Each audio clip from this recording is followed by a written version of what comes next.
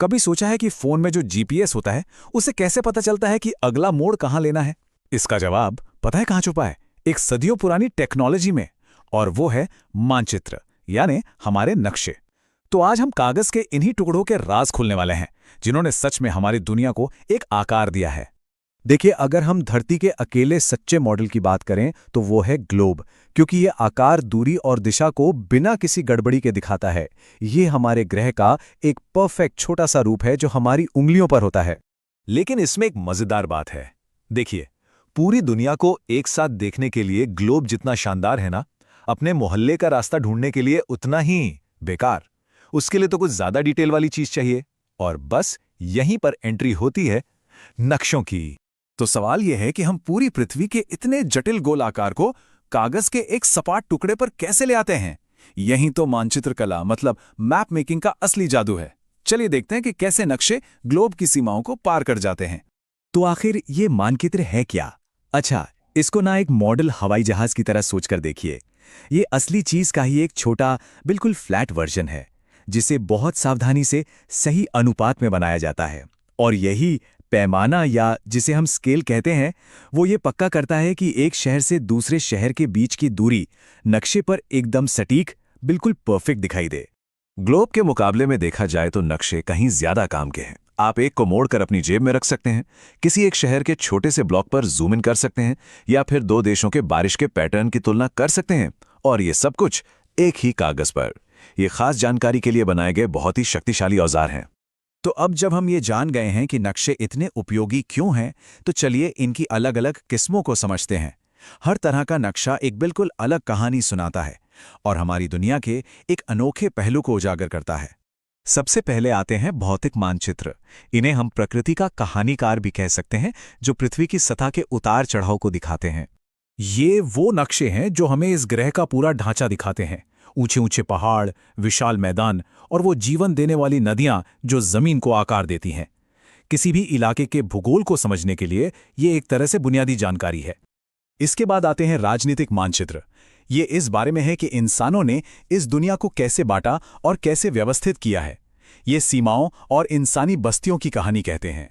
राजनीतिक मानचित्र हमें इंसानों की बनाई हुई दुनिया दिखाते हैं।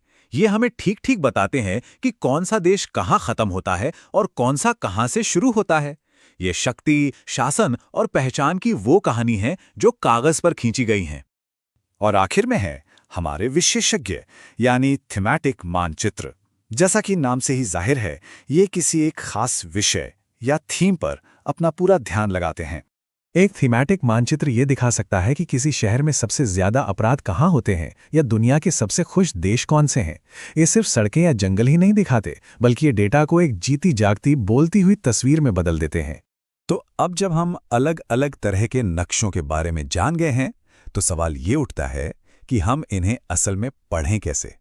ये सब कुछ बस 3 मुख्य चीजों को समझने पर ही निर्भर करता है। चलिए एक एक करके इन्हें समझते हैं, है ना? पहला सीक्रेट है दूरी।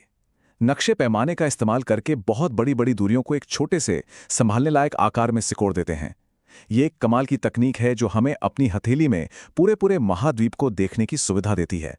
इस पैमाने को नक्शे का श्रिंकिंग फैक्टर समझिए। मतलब अगर पैमाना 1 सेंटीमीटर बराबर 10 किलोमीटर है, तो इसका सीधा सा मतलब है कि नक्शे पर हर 1 सेंटीमीटर के लिए असल दुनिया में 10 किलोमीटर का सफर तय होगा। बस इतना आसान है ये। दूसरा सीक्रेट है दिशा। आखिर एक नक्शा किस काम का, अगर हमें यही न पता चले कि कौन सी दिशा किधर है।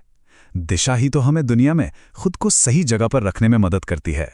ज्यादातर नक्शों में ऊपर की तरफ एक तीर होता है जो उत्तर दिशा बताता है, और एक बार जब हमें उत्तर पता चल जाए तो बाकी दिशाएं तो खुद ब खुद मिल जाती हैं। कह सकते हैं, उत्तर जानो तो समझो रास्ता जानो। और हमारा आखिरी और तीसरा सीक्रेट है प्रतीक, यानी सिंबल्स। ये नक्शे की अपनी एक खास भाषा है, एक ऐसी विजुअल भाषा जिसे दुनिया भर में समझा जाता है, चाहे कोई भी जुबान बोली जाती हो। इन प्रतीकों की सबसे हैरत अंगेज बात पता है क्या है? ये स्टैंडर्ड होते हैं। मतलब एक हवाई अड्डे का प्रतीक जापान में भी वही होगा जो ब्राजील में है। ये एक अंतर्राष्ट्रीय समझौता है जो नक्शों को सचमुच एक यूनिवर्सल औजार बनाता है। और हाँ, ठीक प्रतीकों की तरह रंगों का भी एक तय मतलब होता है। आमतौर पर नीला रंग पानी के लिए, भूरा पहाड़ों के लिए, पीला पठारों के लिए और हरा मैदानों को दिखाने के लिए इस्तेमाल होता है। ये एक तरह का विजुअल कोड है। तो अब जब दूरी, दिशा और प्रतीकों में महारत हासिल हो ही गई है, तो आधिकारिक तौर पर कहा जा सकता है कि अब आप एक मैप रीडर बन गए हैं। लेकिन खत्म करने से पहले चलिए जल्दी से कुछ मिलते जुलते शब्दों का फर्क समझ लेते हैं, ताकि आप एक सच्चे विशेषज्ञ की तरह बात कर सकें। तो ये याद रखना है, एक मानचित्र यानी मैप एक आर्किटेक्ट के ब्लूप्रिंट की तरह होता है, एकदम सटीक, पैमाने पर बना हुआ। वहीं एक रेखा चित्र या स्केच, वो तो ऐसा है जैसे किसी दोस्त के लिए नैपकिन पर कोई रास्ता बना दिया हो। काम का तो है, पर सटीक नहीं। और आखिर में आता है खाका यानी प्लान। ये समझिए कि किसी कमरे का सुपर डिटेल्ड जूम इन वाला व्यू है, जिसमें यह तक दिखता है कि कौन सा फर्नीचर कहाँ रखा जाएगा। नक्शे सिर्फ रास्ता खोजने के औजार नहीं हैं। वे इतिहास की किताबें हैं, डेटा की तस्वीरें हैं और कभी-कभी तो कला के बेहतरीन नमूने भी। वे हमें दिखाते हैं कि हम कहाँ हैं, हम कहाँ थे और हम कहाँ जा सकते हैं। तो अब जब ये कोड पता चल ही गया है, तो सवाल ये है कि अब कौन सी कहानी उजागर